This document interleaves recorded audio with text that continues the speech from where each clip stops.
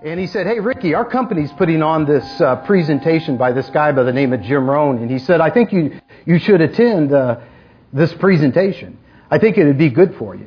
And I said, hey, thank you very much, but I'm not interested in going to another one of those motivational seminars.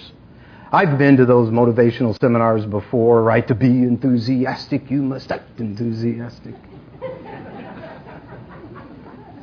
I said, I'm not interested in going to that seminar. He said, no, this is different. You got to go. In fact, I'm going to make you go. I'm going to pick you up. And sure enough, he picked me up and he takes me to his company, and we walk into this conference room, and the first thing I noticed, there was everybody sitting around this conference table and this little TV video in the center, and everybody was dressed for success, and I was standing there in blue jeans, a t-shirt, and a little cap. I didn't want to be there.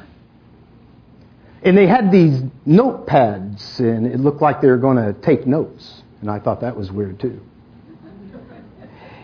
And the video presentation turns on. And this guy comes out on the screen named Jim Rohn. And he didn't do what I expected him to do. And that was to jump up on stage with some mental lollipop with a bunch of motivation. He started telling his story about how he was a father. He was a husband. He had a family. He had children. And he was desperately broke. And one day he gets a knock on his door. He goes, answers the door, and there stands a little Girl Scout selling Girl Scout cookies. And she said, hey, mister, very politely, she said, hey, mister, would you like to buy a box of Girl Scout cookies? They're only $2. And he wanted to. Big problem. He didn't have $2 to buy a box of Girl Scout cookies. So he did, I guess, what he thought was next best. He lied to her. He lied to the little girl.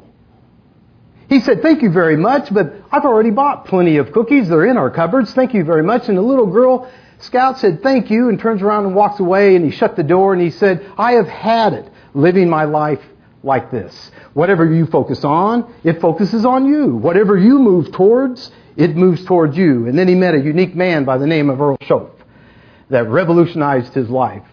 Gave him a different way to think and a different philosophy to live his life by.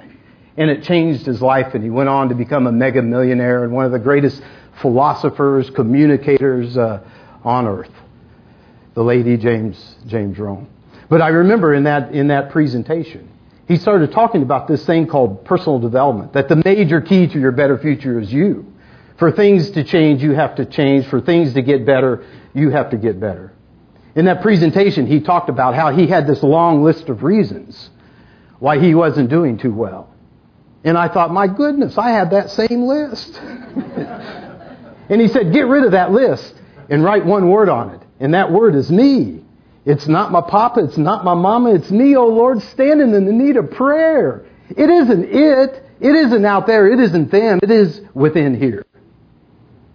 And you know, after the break, after about an hour, they took a break where everybody goes out to refresh themselves. And I stayed because I wasn't taking notes. And my friend that invited me there, I reached over and grabbed a big chunk of his paper, and I started copying his notes because I figured that's how I got through school. You know, why stop?